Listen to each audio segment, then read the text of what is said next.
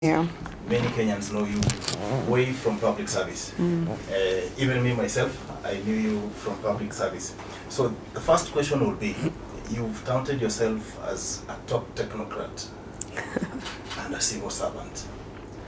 How easy was it to transit into mainstream politics? It wasn't very easy. It wasn't very easy to transition. The civil service, when you're a public servant, you operate within very restricted structures. Everything is in certain order. You sign performance contracts, you have a work plan, everything is set. Now I tried to get into the campaign with a work plan. You know how you say on this day I'll go here, I'll talk to this number of people, then I'll move on here. It didn't quite work, and you learn that in politics things are amorphous and you have to adjust to the circumstances. And then the things that you expect you're going to come and tell people so that they elect you is not really necessarily what they want to hear from you. You know, you come with a development agenda of certain things, they tell you that's not our priority is this. So the transitioning to mostly listening, speaking in public, informally. I still am used to speeches that are written. I'm very guarded in what I say. I think 10 times before I say something, and I like it written so that I don't actually go off the script most of the time. But in politics, sometimes you have to respond off the cuff and be able to say something, and not necessarily what you're thinking, you know, but what you know that the people want to hear. So that becomes a bit difficult sometimes in the transitioning, but you learn, and you learn the limits of how to deliver a message that is popular and a message that is not very popular. You know, sometimes you may need to say there's no money. You can't promise everything every day and then not perform. So transitioning to know how to deliver that message of just wake up and say, I don't have a budget, so that thing we can't do. You try and tell them in a way that is a little bit more palatable. Yes, I hear you. This is really a priority for you. This year we have planned this. We will see in the next 2-3 years how we can factor your needs so that you manage also expectations. So the transition, I can say, was not very easy. The second thing in the transition in politics is just understanding the political environment. You know, who should you talk to? You will find that there are very serious influencers on the ground. And yes, you may have a very good message, and you can go to the people. But if you don't engage that cluster of the influencers, or to make sure that they have your buy-in, there can be a difficulty in politics. So the transition wasn't that easy, but we managed. Good. Now, you're serving as a second-term governor and being a pioneer female governor. What would you say was your biggest decision for the time you've served as the governor of Kirinyaga? I think one of my biggest decisions was whether to run again. Oh, okay. Yeah, I really debated whether I wanted to run again. For the simple reason, I had gone through a very turbulent time in the first time with the issues of impeachment and all. And I kept asking myself, do I really want to do this again? But because I had a plan, the people of Kirinyaga wanted that plan implemented.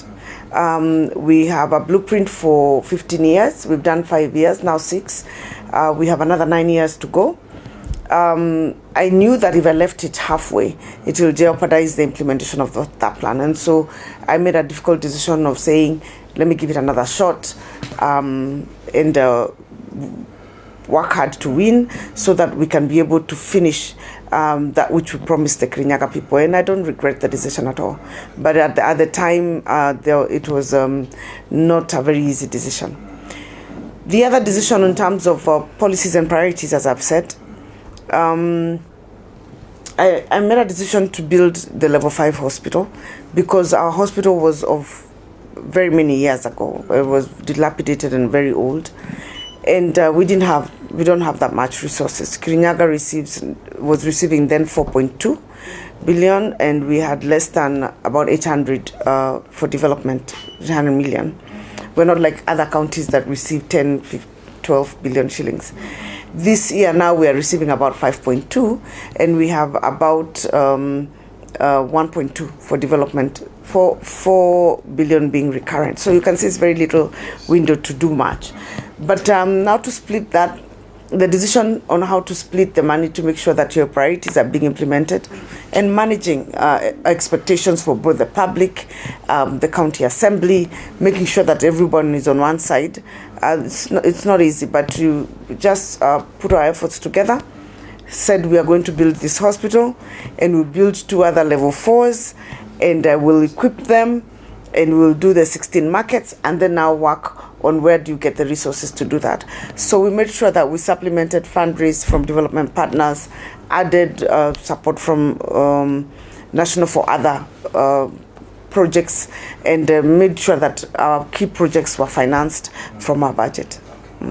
Governor, you've mentioned a very important point. I think in your first time you mentioned there was an attempt to send you home literally by the county assembly. You have introduced a very interesting bill called the County Assembly Service Act. Do you think this is a magic broom to sort out the relationship between MCAs and the executive office? I don't think it's a magic panacea for that problem, but I think it will help. But usually the issues when it comes to conflict between county assemblies and the governors is not necessarily just finances. Sometimes it's also relational. And as I said earlier, sometimes they're motivated by other things other than just that debate. So if you look across the country, there could be various reasons that may cause there to be a conflict.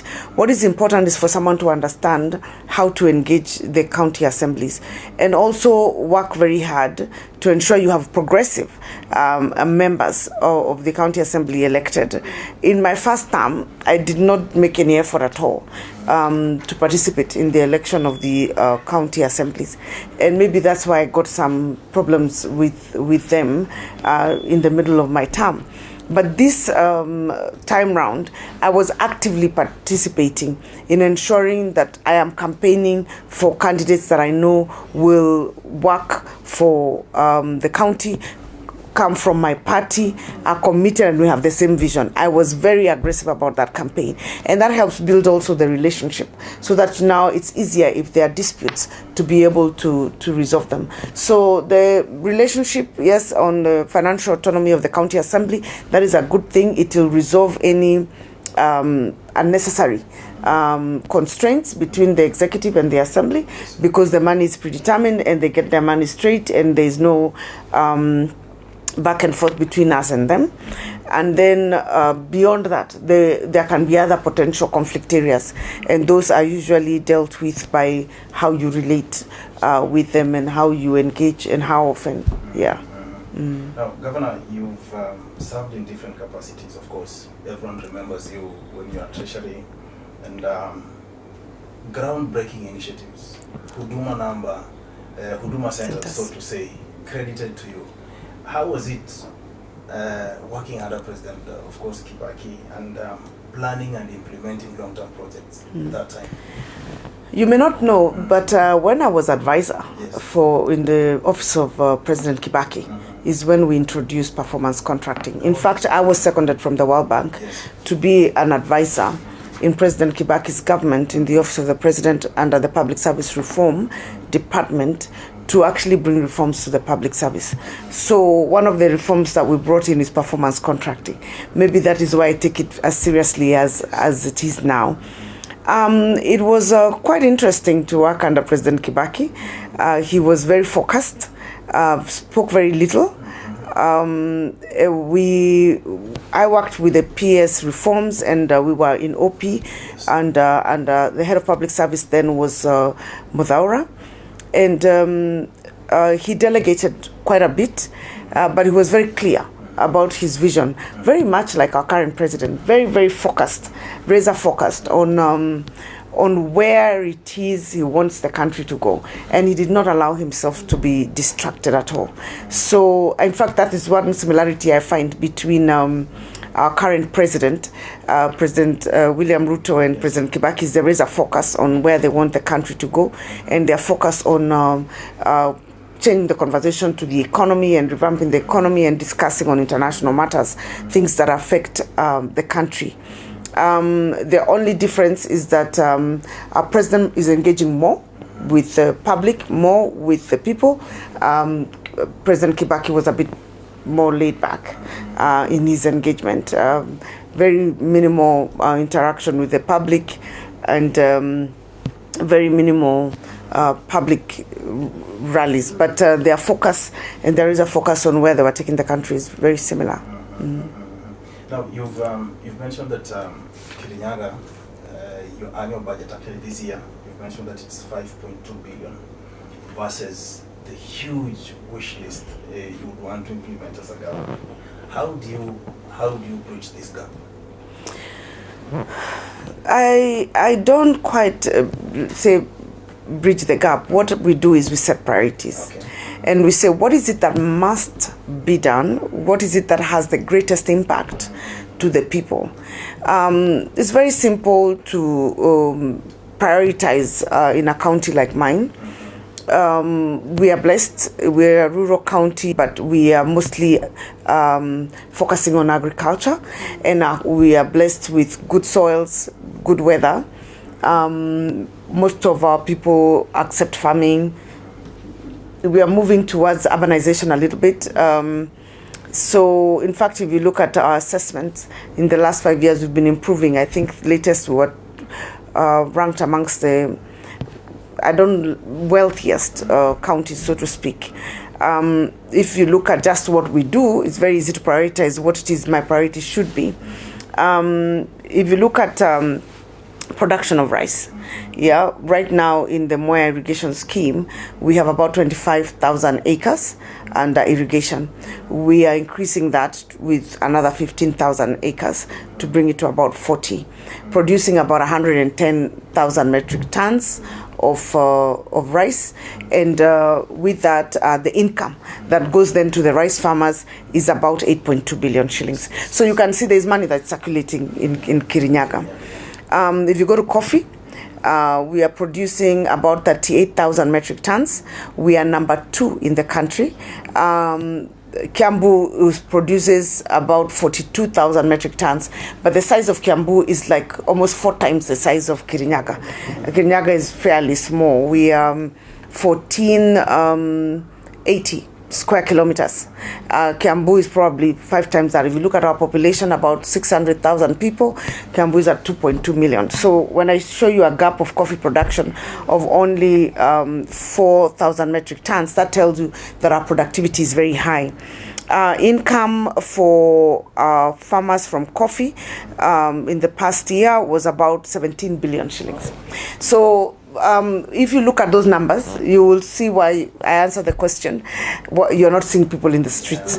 We don't have that many idle people in Kirinyaga because people are farming. When you go to tomato production, we've been number 1 for the last couple of years, producing the highest in terms of tonnage. We were at 60,000 metric tons. I'm told now we have gone to about 72,000 metric tons. And probably didn't know that we are the number 1 producers of tomatoes. The tomatoes you eat in Nairobi come from Kirinyaga County. So then, to answer your question, what is my priority? My priority then would have to be agriculture. One of the priorities would have to be agriculture and focusing on these value chains: rice, coffee, tomatoes, avocados, macadamia, tea, making sure that farmers are getting the best out of their inputs and increasing their income. So our interventions have been around agriculture. So that takes a good portion of my budget. The second one is, of course, you cannot be able to produce agriculture if you don't have good health. And so health is also a major issue. We've had a lot of people asking for support to pay medical bills, and sometimes they will make some money, but that money will be wiped up completely by just one person in the family becoming sick. And that's why the focus then is on healthcare. That's why we've upgraded our level 4 to level 5. That, if you've been to Kerugoya Hospital, you will see it's exactly the same standard of any private sector high hospital in Nairobi, Aga Khan, exactly the same standards. And we are doing the same for Kianyaga and Kimbimbi, and Sagana as well, and Baricho, making sure that every sub-county has a level 4 that provides the adequate service with regard to healthcare. We also put our resources, more than 35% of my budget, I think it's going to close to 40, goes to health. And then a good portion of about 20 or so goes to agriculture. So even the priority in terms of the resources that we have is related. And then now we look at now the gaps. How is it that we can make people more comfortable? How do we partner with the national governments in the priorities? One example, low-cost housing initiated by His Excellency the President. I am one of those first, I was amongst the first counties to launch the low-cost housing here in Kerugoya. I think I was even second county where the groundbreaking was done. Kerugoya is already almost at the third or fourth level of our low-cost housing. Why did I run with it? Because you see, we are small-scale farmers. Most families will have 2 or 3 children. Then those children will eventually get 2 or 3 children. So if you are a low-cost a small-scale farmer with a 5-acre land with 3 acres producing coffee, and then you subdivide that 5 acres with your 4 children, everyone gets 1 acre. Then those children get more children, and then again you subdivide. We will lose our agricultural land. So we're encouraging our young people to move to the towns, Kerugoya, for those who live near Kerugoya, Kianyaga, so that we consolidate and we leave the land consolidated for farming. If you go to Mwea, if you drove through Mwea, you will see there are no houses because you cannot build a house in a rice paddy. You grow rice in a sort of irrigation environment. So they will really need the low-cost housing for Mwea East and Mwea West.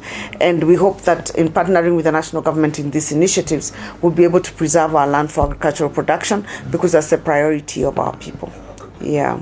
Governor, I want to congratulate you, one, for being the first female governor to chair the Council of Governors.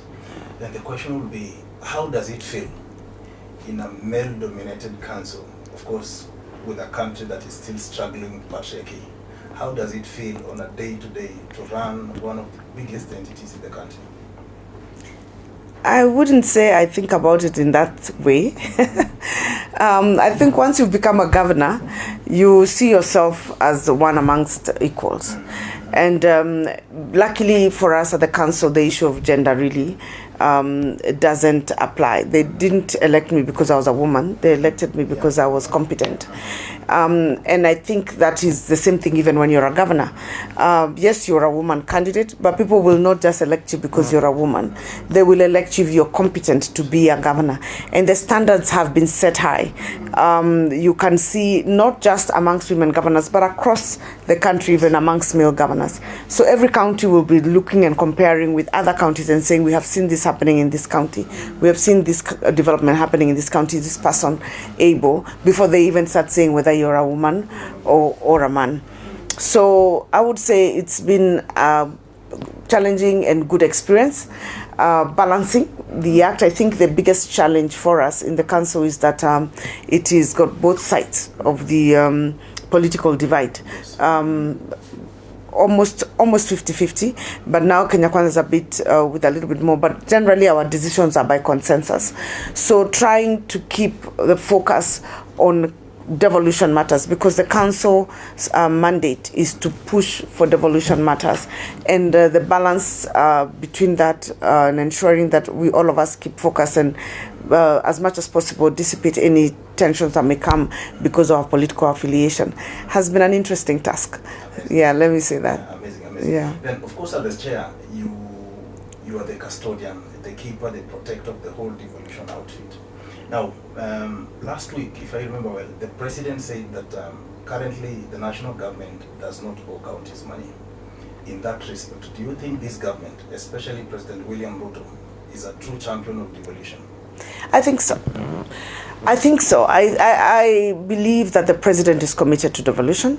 he has demonstrated it. It was the first time ever that we had a sitting with as a current president for 2 days, just discussing that in itself tells you about a commitment of an individual. And that was one. He listened to us. Of course, there was quite a number of things that were going with the ministers about either functions or rules or things that we wanted to implement. And you'll be amazed that if there is one person who understood and supported the governors, was the president, and even on the issues of resource, we understand the constraints that the country is in right now. But he has tried very hard. For the first time in the history of devolution, we got all our monies for the last financial year by the end of June. It had never happened. I was Minister of Devolution. It didn't happen when I was Minister. And I was first-time governor for 5 years. It never happened. The second thing is in July, we were so surprised when we all got our money for July. And it was such a blessing and a pleasant surprise. We had wired our heads that we will get the money in September, because that's what usually used to happen. So when the thing came and we got the message that all your money is there for September, we had already prepared our staff. Your salaries will be delayed, because that has always been the issue. Please don't complain. The money will come late. We are starting the financial year. But we're able to pay our salaries on time. Our doctors were paid on time. We're able to buy medicines. The agricultural interventions that farmers need to be given support in to start preparing even for these rains that are coming.